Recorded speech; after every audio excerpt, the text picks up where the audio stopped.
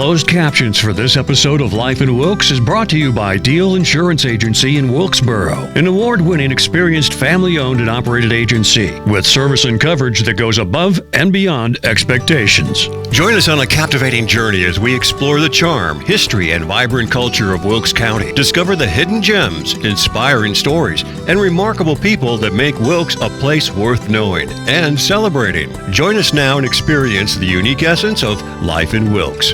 Ken Welborn, good to see you again. And Carl, it's good to be back again.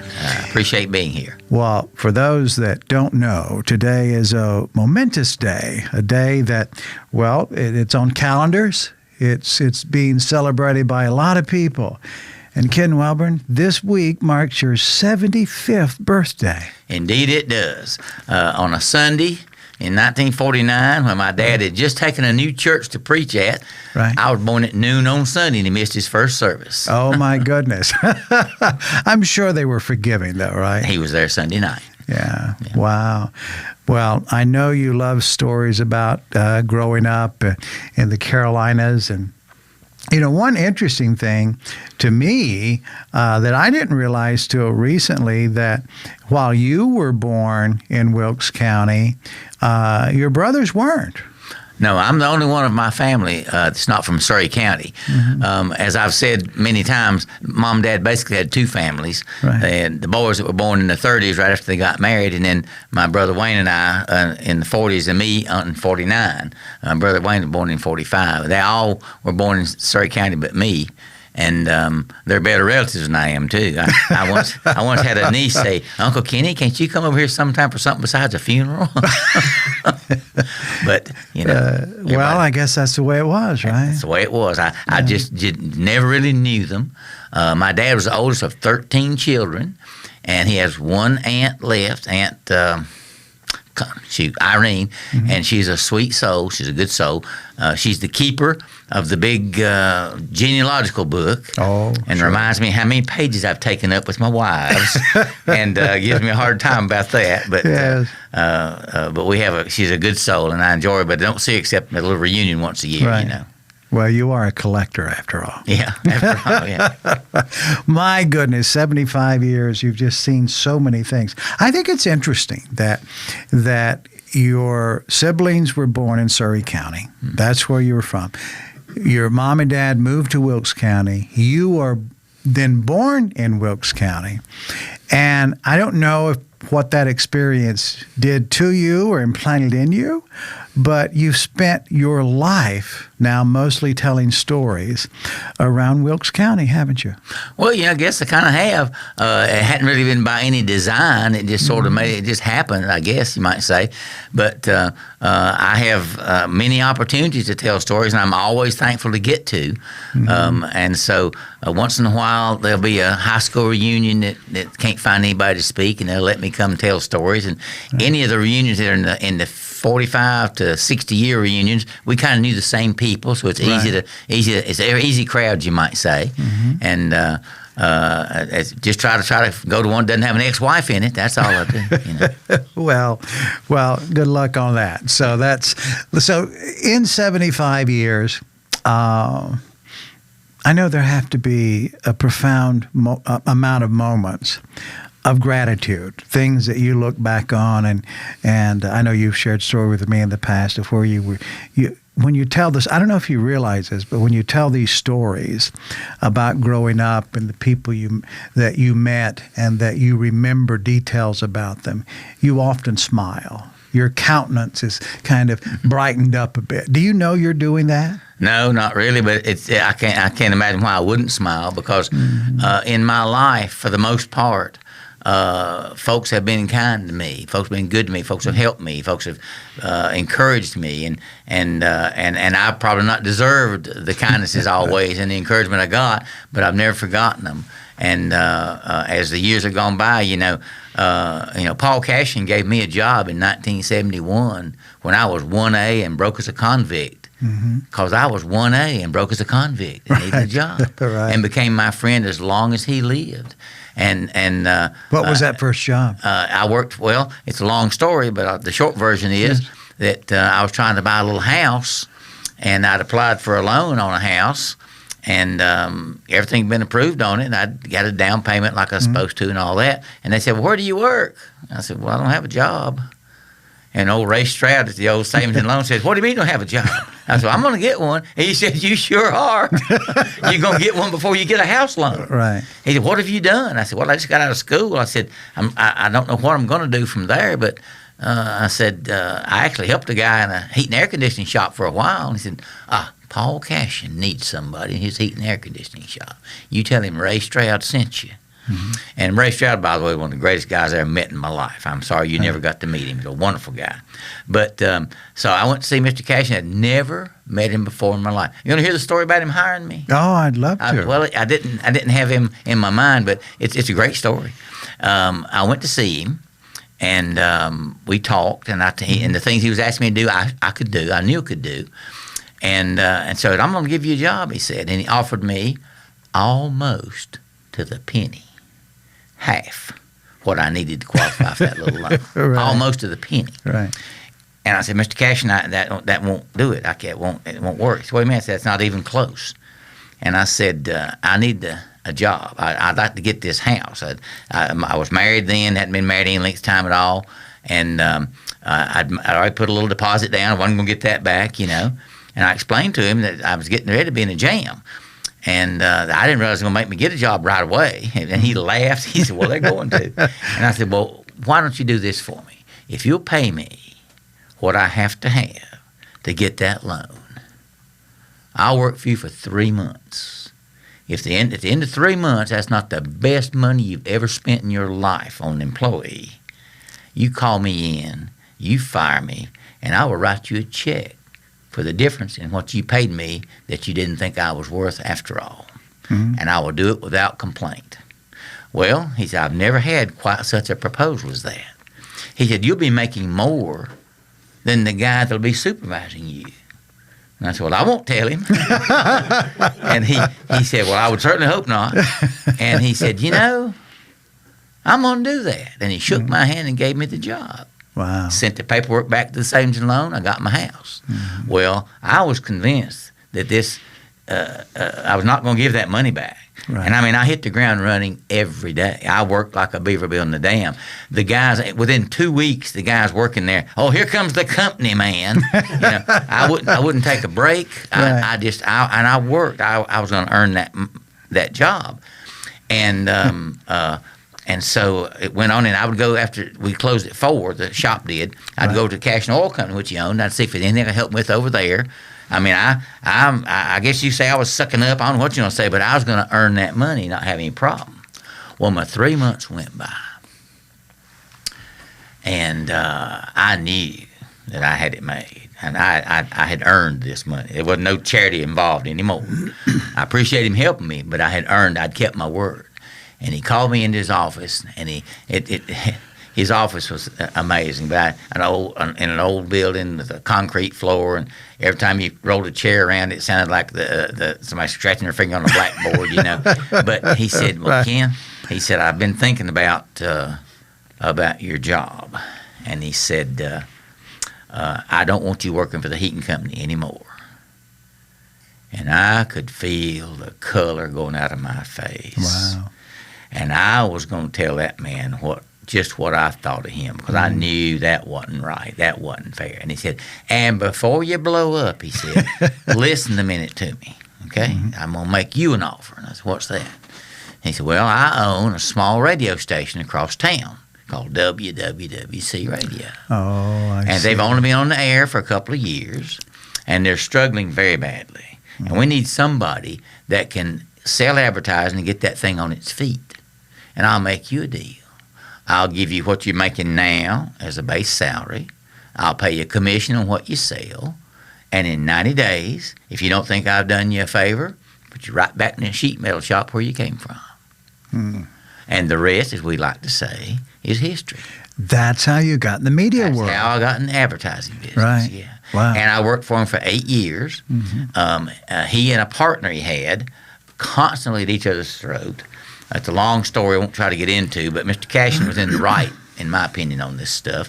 Anyway, they were constantly bickering about it, and I finally, after 8 years, I made a deal with the other partner. to buy him out.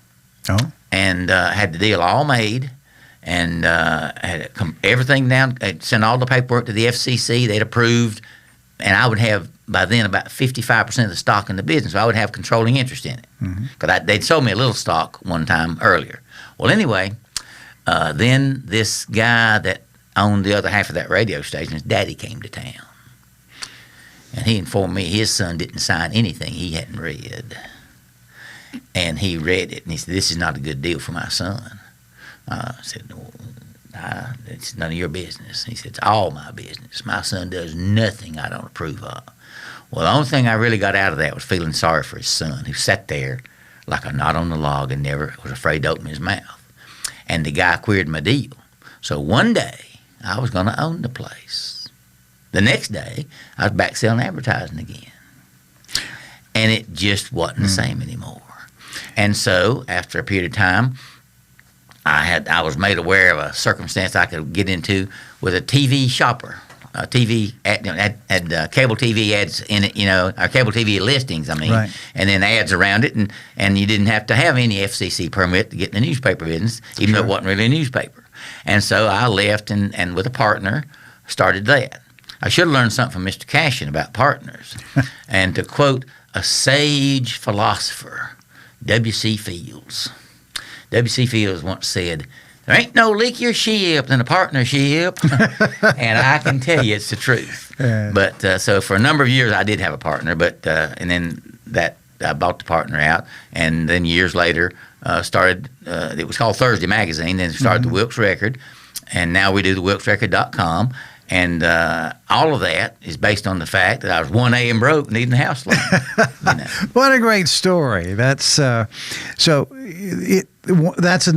common thread between that story and many of the other stories you've shared, and some we haven't done on the show, but I've heard them from you. It's involved people with remarkable character. And back to Mr. Cashin. Yeah. And I worked for him for 8 years. He was a dear friend of mine. But now when I left there, I went into business directly and completely competing with them. And what I did, basically over a period of time, hurt them. And they sold it out to somebody else. But Paul Cashin understood why I left. Sure. And remained my friend and remained my ally and would call me into his early 90s saying, "By the way," said, "my buddy Carl White needs some printing done. You still print such and such and such and such?" "I do." "I'm going to have him call you," that kind of thing. As long as he lived, he still thought about me and sent me referrals, and I visited him with him as long as he lived. And I'm so thankful that to be able to say that, because so many times doing what I actually did, which was literally go right into business against him, would pretty well end it with most people. Sure. But he understood. He said, "I don't blame you a bit." And so I think of him quite often, always fondly. I remember him fondly. That whole bunch of Cashins is an interesting family. And actually, they were some of the people that actually set the town up years ago. So they were involved in the very beginning? Yeah, in the 1890s and along in there, Wow. But anyway, but he was my friend. And I do not kick the word friend around loosely. Right. That's great. Well, that's one show to kick us off today on your 75th birthday. Yeah. My God! So these are big stories today, right? Do you have anything else you think folks would be interested in hearing? Well, now I've given some thought before I came today, right? And I like to talk about some of the folks I met as a little boy growing up, and then of course when I started that job at WWW, Don't You See? I met a lot more folks that I might not have known in the two towns, and made some dear friends during that.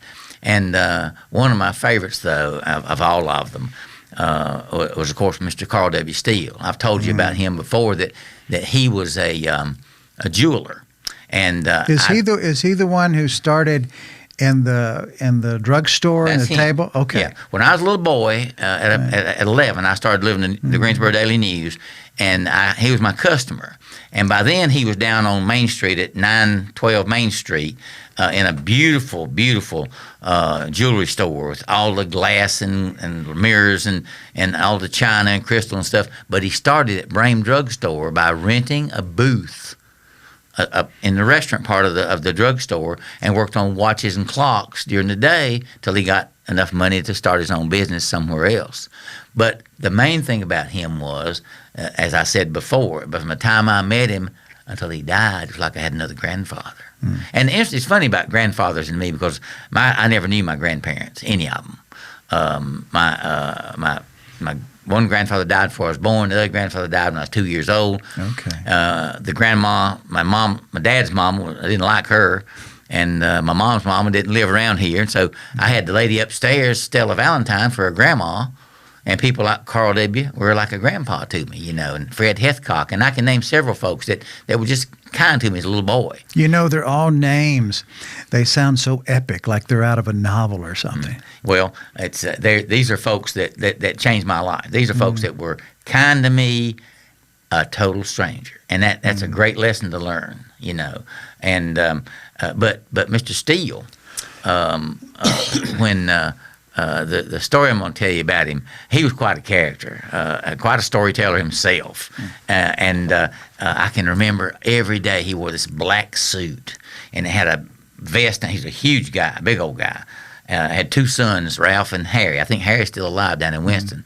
Ralph died some years ago. But anyway, but he always wore a tie, and he always had this fob with a watch on his vest, a big gold chain, look like weighed about a pound, Right. And right in the middle of that tie was a diamond stick pin. Looked like the headlight on a Harley Davidson. I mean, every time I'd see that thing, it just, it catch your eye. I mean, it did. And I always wanted one of those, but never got one. But don't wear a tie anymore, so I don't have to worry about it. But Mr. Steele was a wonderful man. And but the story goes that, and he was at work by 7 every morning. The store really didn't open until about 9, but he would open up, but the folks that worked on the jewelry, selling crystal and china to the people that getting married and all that stuff, they came in about 9 or 9:30. But he was always there at 7 working on stuff. And I'd go see him, and there was 3 little steps you go up, and he'd answer 1,000 questions about what he was doing, and then to treat as a little boy, But anyway, it seems as though there's a young man though came in there every morning about just as soon as he got the door unlocked good, and he would go back there and say, "Mr. Steele, do you have the time?" And he'd pull out that pound of gold, and he'd look at his watch and say, "It's 7:12." And the young man would say, "Thank you," and walk out the door.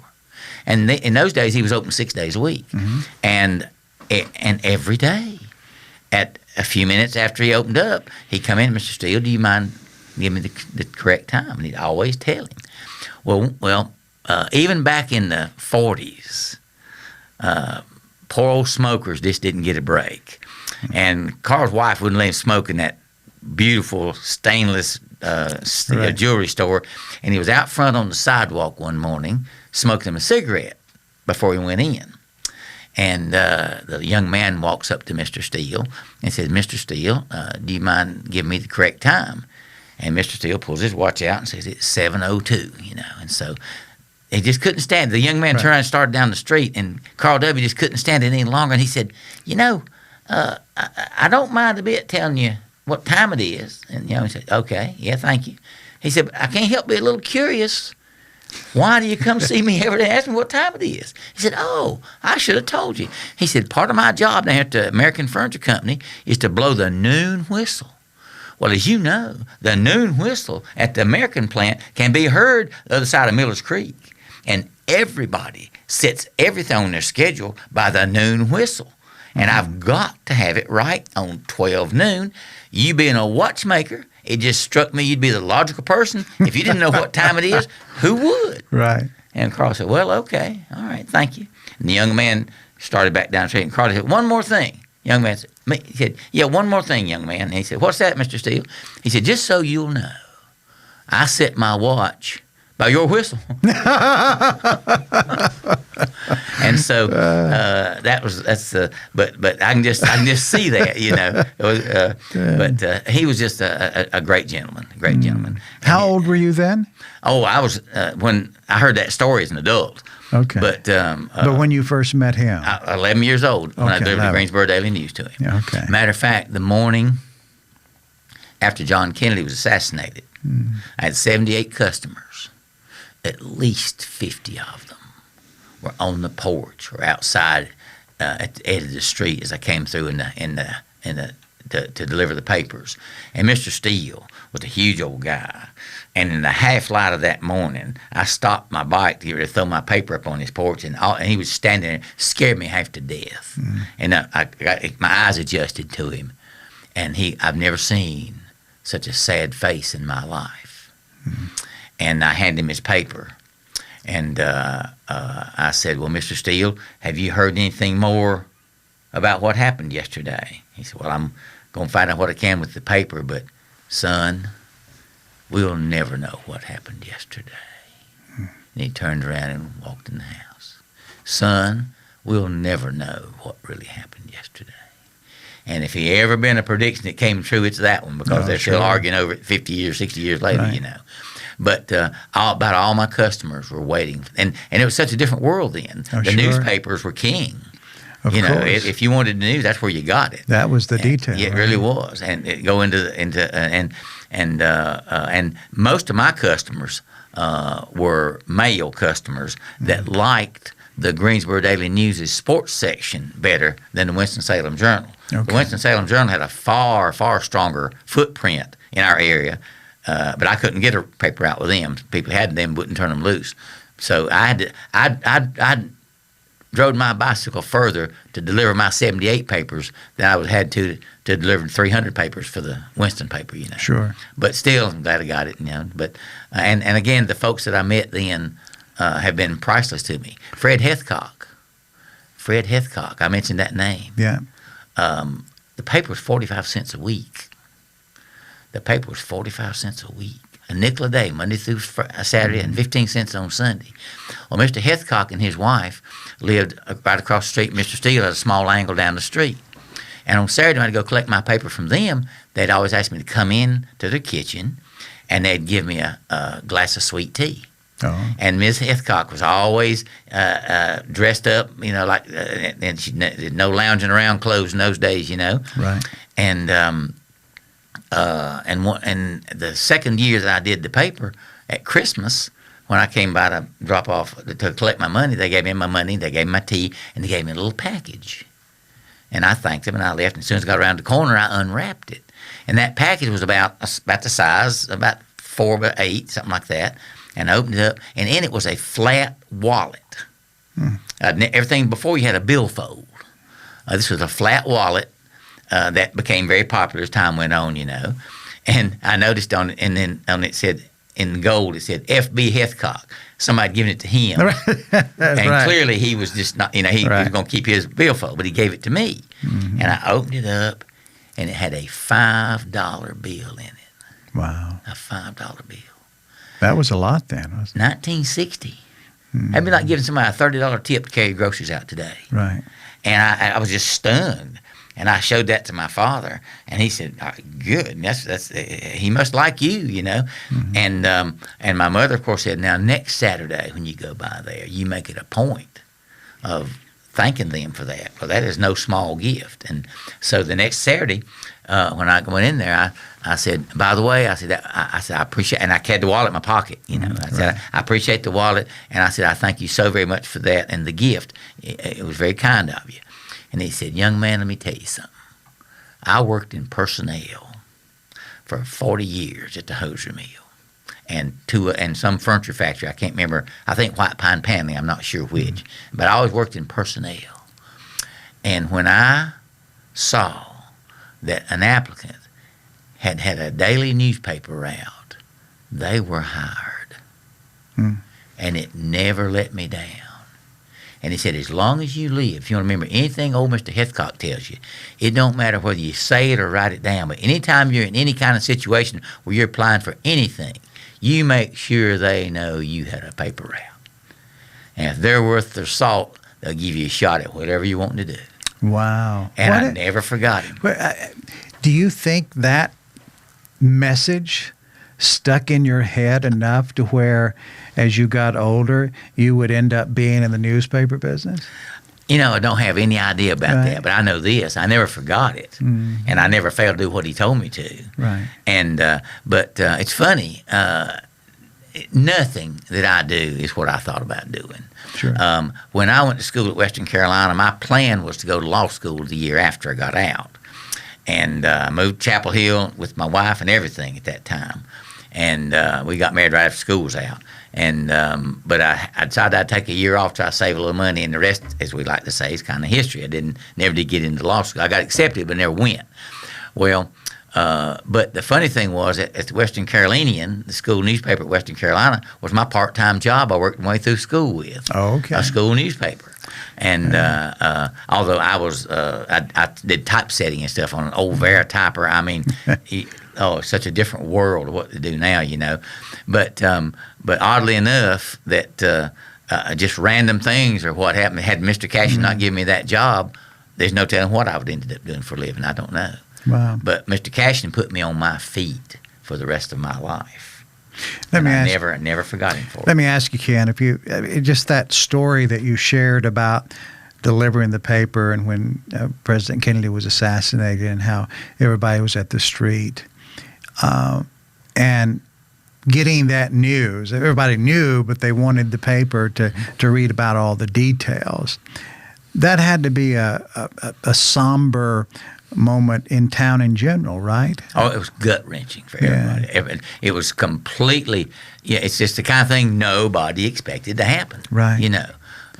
And I look back on it, and I've read a lot of the theories about it, you know, and as a matter of fact, in my treasures at the Wilkes Record, I've got a copy of the whatever the newspaper was in Kannapolis. I can't remember what it was.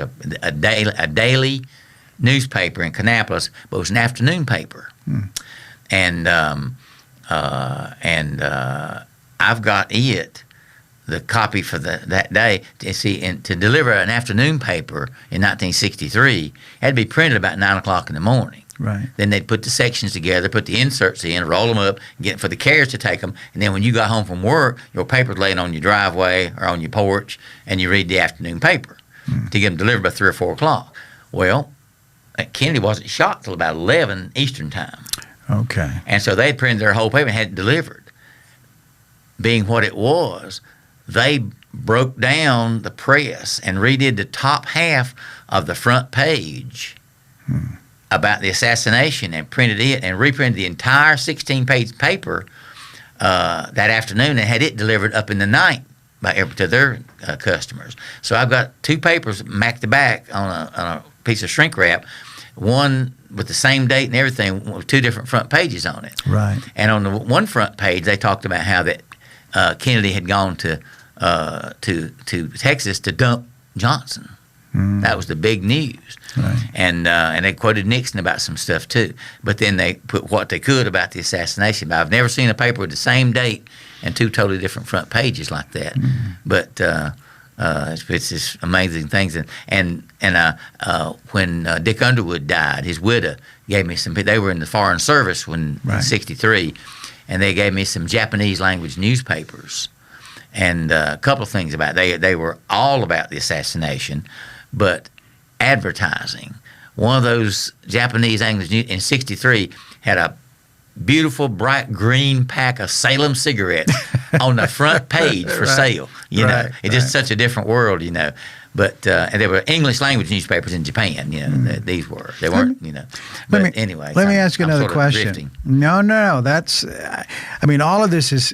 It's history. It's history that happened here, and we're talking about the world coming to the doorstep in Wilkes County, right? And that's what the newspapers would do. So with that somber moment, can you think of moments of where there was some good news that people were excited about, something positive. And I know the newspapers tend to make more money on the sadder moments, but every now and then there's something to celebrate, right? So do you remember in delivering the papers of where people were excited about some of the inspiring news? Nothing comes to mind right off. Okay. I pretty much I read that paper, and but it was and it's a different paper than now. The one they've got now in Greensboro, we should change the name of it to the Daily Pravda. I think it's run by a bunch of commies, but anyway, it was it's like most papers, pretty conservative at the time, and it wasn't a lot of the politics was so different than now. The politics were, I guess, for lack of a better term, they were polite then. Sure. You know, and you would it's sort of like professional wrestlers almost. They'd make a big noise and then go eat supper together. Right. You know. Right. But, were you delivering papers when the man landed on the moon? No. The first? Okay. No.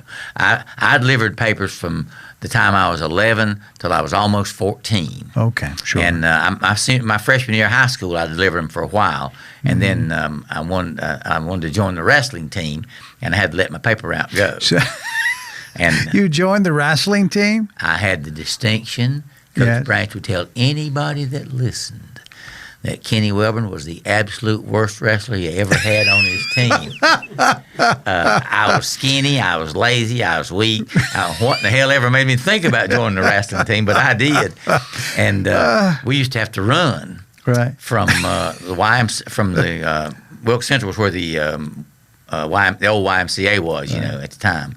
And we'd run from there in Wilkesboro all the way out to where Robert Rossotti's store is and back.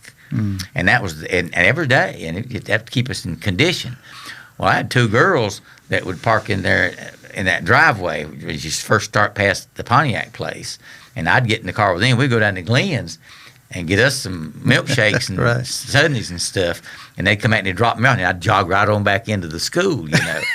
And then one fateful evening in the wintertime when it starts getting dark a little early, you know, they set me out about dark, and I got out there at that driveway, and that girls backed out and went on, and then this pair of headlights came on, backed up the driveway. And Jack Branch pulls down there and says, "Kenny, let me give you a ride the rest of the way home." He took me over to the school and down to the track, which was down below the big bank, and I ran laps, and I ran laps, and I ran laps, and I ran laps, and I never got another milkshake with the girls ever again. But as an adult, it's funny how things change. Jack Branch became truly a dear friend of mine, and he was a wonderful man. And anybody that he's one of those, you mention his name, everybody goes, "Oh yeah," and they smile. You know, it's just, "Oh, Jack Branch, I remember him." Stuff. You know, right. And he was a really great guy. But he'd tell anybody listening, yeah, Kenny was the worst. Well, we're known for different things, right? Yeah. Okay, wrestling. So at 75, you're not going to join the Senior Olympics. Not much likely. My friend David Wiles always trying to get me to play pickleball. Right. But I don't know if my knees are up for that. We'll just have to. I think I'll just continue to walk the dog. That's got a lot of good therapy to it. You're walking, you're breathing a little deeper, and the dog loves it. And everybody loves my dogs. They slow me down. Don't have to walk too much at one time, you know. Right. And so that's about my major exercise is walking the dog. Can you imagine life without a dog? Not now. No. Of course, everybody thinks they got the best dog in the world. Sure. But see, I know I do. There's not any question about it. My little angel is named correctly. Right. And I walk her many times. And on Tuesday afternoon, have the little farmer's market's small version. Mm-hmm. And I was down there with her one day. I usually don't take her around. She doesn't do good around other dogs. She's perfect with people, though. And there wasn't any dogs around, so I walked around and looked at the vegetables. There's a little girl about 10 years old. Immediately sits down on the ground, and she's petting my little dog, rubbing her face, and Angel's just owning her. You know, just that's the way she does. She's a sweet puppy. And the little girl said, "I've got a dog." And I said, "You do?" And she said, "Yes." She said, "I can throw a stick down in the yard, and my dog will go get it and bring it right back to me. Will your dog do that?" I said, "No." "Well, what does your dog do?" I said, "My dog makes everybody smile and have just a little bit better day than they were having. And her mother said, and that's a good thing, too. She said. I'll never forget that. That's a good thing, too. But she is a blessing. Yeah. And I love my dog. And I had a big old dog named Powder that looked like to be her big brother. Oh, and he died of cancer back in 2018. But he drove a car. Yeah, I remember. He had his permit. He never did get a license. One of us had to be there with him. Right. But Powder was a wonderful dog, but he was a whole lot more maintenance than Angel. He was, he pulled your arm off for a walk. Well, Angel's a sniffer, but she could be his little sister though. Right. I've had people say, I thought that dog died, and then they realized that she's just a little version of him. But I wrote a column that said there's no shame to crying over a dog. That's right. And my buddy Clifford Kemp, who's a great guy, I don't know if you know Clifford or not, runs the welding company over there on the other side of Wilkesboro. And he said, if I make it to heaven, I'm going to take my chances and I'm going to ask why dogs couldn't live longer. And he almost cries. And I'll go see him. I'll go in his office and say, you got the baby with you? I said, yep. And he'll come outside. We have to have our conversation outside the car. And he'll pet the dog the whole time, And I have people come in my office that remember Angel's name, couldn't tell you mine if their life depended on it. So she's really a good dog. She really is. So I should have you a picture to look at. Don't have one with me right now. Yeah, but, we'll take care of that. Yeah. We'll take care of that. Well, Ken, my goodness, what a wonderful way to end our visit today, talking about your what do they call them? Fur babies? I've never used that term. I've heard that expression, but it's the idea, though, right? Yeah. I mean, I've seen you in an emotional state talking about, you and I don't talk politics because we don't want it to separate us, and it wouldn't anyway. I don't care what you say, but I do know that in the heat of the moment, I'll ask you how Angel is. You can be talking about something really got you riled up, and it might have me riled up a little bit, but as soon as I ask you how Angel's doing, you know what happens. Yeah. I mean, you just completely change. Yeah. I can be dealing with a difficult day, and I'll think about that little Shiloh and how he snorts and makes all these. You say he looks like the Joker. Oh, he does. He does. And I can see that. That's French bulldogs weren't intended to be.